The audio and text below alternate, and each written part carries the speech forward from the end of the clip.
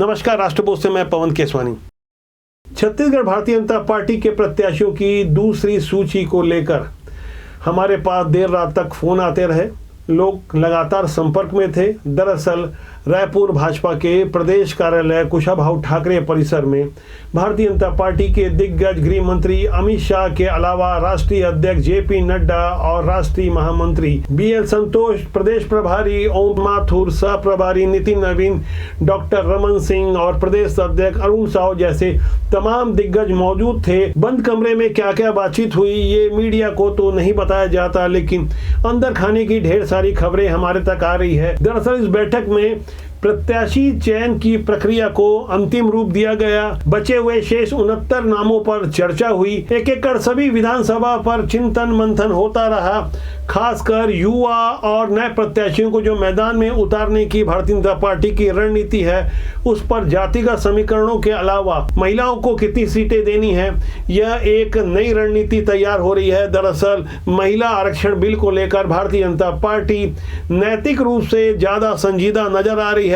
पिछली बार भारतीय जनता पार्टी ने 15% महिलाओं को मैदान में उतारा था। इस बार दबाव है कि अधिक से अधिक महिलाओं को टिकट दिए जाए। यहाँ गौर करने वाली बात यह है कि कांग्रेस की प्रदेश प्रभारी कुमारी शैलजा ने पिछले दिनों एक वक्तव्य दिया था। उनके अनुसार प्रत्येक संसदीय क्षेत्र में कांग्रेस 2 महिलाओं को उतारने जा रही है। इस हिसाब से कांग्रेस 90 में से 22 महिलाओं को मैदान में उतार सकती है। छत्तीसगढ़ ने तो पहले भी यहाँ पर पूरे देश में सबसे ज्यादा महिलाएं दी हैं। हमारे यहाँ सबसे ज्यादा महिला विधायक हैं। हमारा प्रयास होगा कि हम छत्तीसगढ़ में पिछली बार से भी और आगे बढ़ें और हर संसदीय क्षेत्र में हमारी कोशिश हो कि हम कम से कम 2 महिलाएं हर संसदीय क्षेत्र में लेकर आए। जाहिर तौर पर भारतीय जनता पार्टी की कोशिश होगी कि पिछले बार की तरह इस बार भी कांग्रेस से ज्यादा महिलाओं को मैदान में उतारकर यह साबित करने की कोशिश करे कि भारतीय जनता पार्टी महिला आरक्षण और महिला सशक्तिकरण के प्रति ज्यादा संजीदा है। दरअसल भारतीय जनता पार्टी जिस तरह की प्रयोगधर्मी राजनीति कर रही है, जिस तरह से नए नए प्रयोग कर रही है, वहां कुछ भी हो पाना संभव है। पहले अनुमान लगाया जा रहा था कि पितृपक्ष में नए प्रत्याशियों के नामों की घोषणा नहीं की जाएगी, लेकिन अमित शाह और पीएम मोदी की राजनीति को समझने वाले अच्छी तरह से जानते हैं कि वो कुछ भी कभी भी कर सकते हैं। अंदर खाने जो कुछ बातें हुई उसे लेकर भारतीय जनता पार्टी के प्रदेश अध्यक्ष अरुण साव ने मीडिया में वक्तव्य दिया। आप उनकी भाव भंगिमा को गौर करें तो आपको एहसास हो जाएगा कि इस मैराथन बैठक के बाद प्रदेश अध्यक्ष अरुण साव किस तरह से संभल कर बोलने की कोशिश कर रहे थे। जो उन्होंने बातें कही बेहद सीमित कही। आप एक बार उनके इस वक्तव्य पर गौर करें। भारतीय जनता पार्टी जीतने योग्य प्रत्याशी देगी और जैसे प्रत्याशियों की सूची घोषित होगी आपको पता चलेगा कि कौन कौन चुनाव के मैदान में उतर रहे हैं। गृह मंत्री अमित शाह और राष्ट्रीय अध्यक्ष जेपी नड्डा की मैराथन बैठक के बाद यही एक इकलौती मीडिया बाइट है जहां सीमित शब्दों में कह दिया गया कि जब टिकट की घोषणा हो जाएगी तो आपको बता दिया जाएगा। इसी से आप अनुमान लगा सकते हैं कि कुछ भी बताने के लिए मना किया गया है। भाई इतना सामान्य ज्ञान तो हर किसी के पास है कि जब घोषणा होगी तो बता ही दिया जाएगा। दरअसल हमारे पास जो जानकारी आई है उसके अनुसार बैठक में इस बात की भी चर्चा हुई, जो बयानबाजियां की जा रही है वो अनावश्यक है। भाजपा के कई पुराने दिग्गजों ने कुछ ऐसी बातें कही है जिससे कांग्रेस को फायदा हो सकता है। फिलहाल छत्तीसगढ़ भाजपा पूरी तरह फोकस है पीएम नरेंद्र मोदी के 2 कार्यक्रमों को लेकर। पहला कार्यक्रम 30 सितंबर को और दूसरी आम सभा बिलासपुर के बाद बस्तर में होगी। एक के बाद एक पीएम नरेंद्र मोदी की ये 2 आम सभाएं 3 दिनों के भीतर जब छत्तीसगढ़ में होने जा रही है तो इसी से आप अंदाजा लगा सकते हैं कि छत्तीसगढ़ को लेकर भाजपा का शीर्ष नेतृत्व किस तरह संजीदा है। जिस 28 सितंबर को भारतीय जनता पार्टी के शीर्ष नेतृत्व की मैराथन बैठक चल रही थी, उसी तारीख को भाटापारा में कांग्रेस के राष्ट्रीय अध्यक्ष मल्लिकार्जुन खड़गे भी कुछ कह रहे थे। वो महिला आरक्षण के बारे में खुलकर बोलते हुए इसे भारतीय जनता पार्टी का शिकूफा बता दिया। उन्होंने अपने वक्तव्य में बताने की कोशिश की कि महिला आरक्षण तो सही अर्थों में राजीव गांधी लेके आए थे, लेकिन इसके अलावा महिला आरक्षण के मसले पर बोलते बोलते वो राष्ट्रपति का नाम कुछ इस कदर बोल गए कि भारतीय जनता पार्टी का IT सेल अलर्ट हो गया और भारतीय जनता पार्टी के फेसबुक पेज में उनका यह वक्तव्य कुछ इस तरह से प्रस्तुत किया गया, जिसे आप भी गौर करें। उद्घाटन करते वक्त इस वक्त भी मुर्मा माता को नहीं बुलाया गया, मुर्मा माता को नहीं बुलाया गया, मुर्मा माता को नहीं बुलाया गया।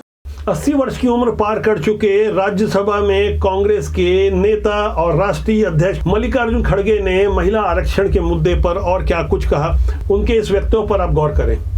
महिलाओं के लिए कानून जो पास हुआ वो रिजर्वेशन का 33% का, यह कोई नया नहीं है।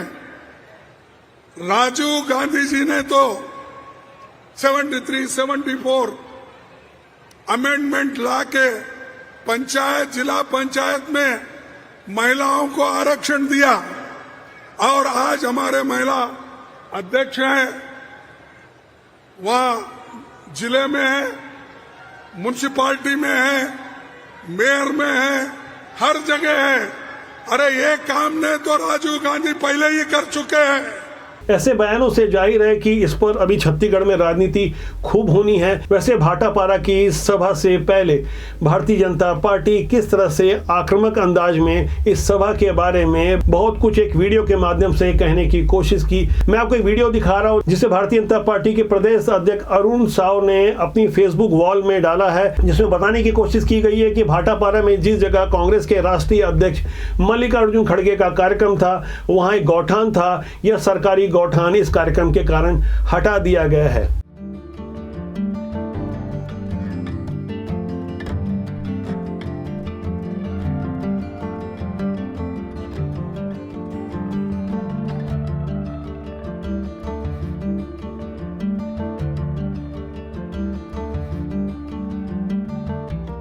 दरअसल राजनीति का प्रमुख हथियार होता है आलोचना और आरोप, लेकिन इस पर भी हमें गौर करना होगा। यदि आलोचनाएं स्वस्थ है तो का स्वागत होना चाहिए, आरोप झूठे नहीं होने चाहिए। लेकिन राजनीति में आरोप और आलोचनाओं के कोई मापदंड नहीं होते। यही कारण है कि आम आदमी राजनीति से जुड़ने से बचता है। अब मैं आपको भाटापारा की उस सभा में CM भूपेश बघेल के वक्तव्यों पर आपका ध्यान आकर्षण करवाऊंगा, लेकिन उससे पहले आपको सरकार के जिम्मेदार मंत्री कवासी लखमा का भी वक्तव्य सुनना चाहिए, जहां मन से चिल्ला चिल्लाकर कुछ समझाने की कोशिश कर रहे हैं कि किस तरह राहुल गांधी को प्रधानमंत्री बनाया जाना चाहिए। इसके लिए बाकायदा वो लोगों से राय भी ले रहे थे। उनके इस खास अंदाज पर भी आप गौर करें। आने वाला 2023 में भूपेश बघेल को मुख्यमंत्री बनाना है, फिर जोरदार ताली मारो। 2024 में राहुल गांधी को प्रधानमंत्री बनाना है कि नहीं बनाना है?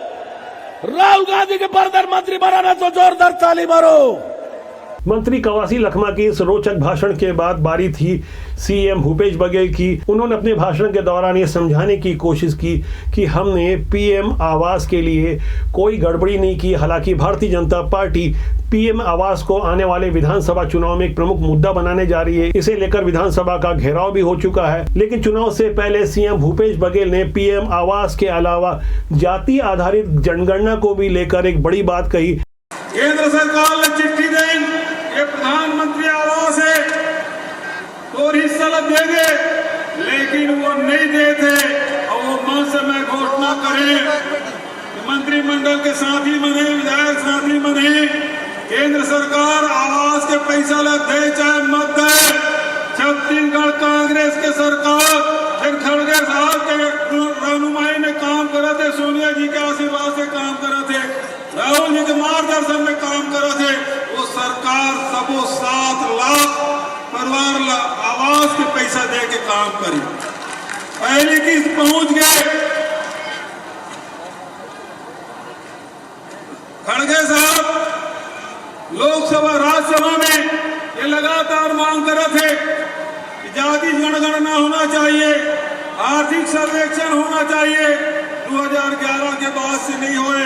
जनता से जुड़े ऐसे तमाम मुद्दे हैं जो आने वाले विधानसभा चुनाव में आपको देखने को मिलेंगे। इससे आप आकलन कर सकते हैं कि हमारे सिस्टम में बैठे हुए लोग आम जनता के मुद्दों के प्रति कितने संजीदा हैं। फिलहाल छत्तीसगढ़ में युवाओं से जुड़े हुए अनेक मामले लंबित है, जिसमें CGPSC की मेरिट सूची के अलावा SI भर्ती पर लगी हुई रोक भी एक बड़ा मुद्दा है। दरअसल छत्तीसगढ़ में 2017 से लेके आज की तारीख तक यानी करीब 6 साल से SI की भर्ती रुकी हुई है। 2021 में 68,000 लोगों ने SI की परीक्षा दी थी। पद थे कुल 975 और एग्जाम देने वाले थे 68,000, जिसमें प्री और मेंस की परीक्षा तो व्यापम ने ली, लेकिन उसके बाद एंट्री होती है PHQ की, फिजिकल और इंटरव्यू जैसे दूसरे मामलों के लिए। तमाम तरह की गड़बड़ियों का आरोप लगाकर 122 अभ्यर्थियों ने बिलासपुर हाई कोर्ट में याचिका लगाई। हालांकि वो याचिका फिलहाल खारिज हो चुकी है और मामला सुप्रीम कोर्ट की ओर जा रहा है। ऐसे मामलों को देखकर हमें समझना होगा कि छत्तीसगढ़ का युवा किस तरह से रोजगार और नौकरी को लेकर अपनी शिकायतें प्रस्तुत कर रहा है। एक के बाद एक ढेर सारे मुद्दे लगातार आपको देखने को मिलेंगे, खासकर मौसम जब विधानसभा चुनाव का हो, खासकर मौसम तब जब हमारे नेता ज्यादा विनम्र होकर जनता के सामने भिखारियों की तरह वोट मांगते हैं और बड़े बड़े वादे करते हैं। खुद को जनता का सेवक और बेटा बताने से नहीं चूकते। ऐसे रंग बदलते चेहरों के अलावा बड़ी बड़ी चुनावी घोषणा और वादों को भी आपको समझना होगा कि आखिर फ्री वाली पॉलिटिक्स आम जनता के लिए कितनी हितकारक है। क्या स्वस्थ लोकतंत्र के लिए एक तरह का यह अघोषित रिश्वत कहां तक जायज है? इस पर आप चिंतन करें, मनन करें। स्वस्थ राजनीति के लिए अच्छे लोगों को राजनीति में आना चाहिए, वरना बुरे लोगों का हमेशा की तरह कब्जा हो जाएगा। हमारा दावा है कि राजनीति बुरी नहीं होती, राजनीति में काम करने लोग अच्छे या बुरे होते हैं। तो आज के संग के लिए इतना ही। मेरी आपसे अगली मुलाकात 3 अक्टूबर को होगी, क्योंकि 4 दिनों तक एक राष्ट्रीय स्तर के कॉन्फ्रेंस में शामिल होने के कारण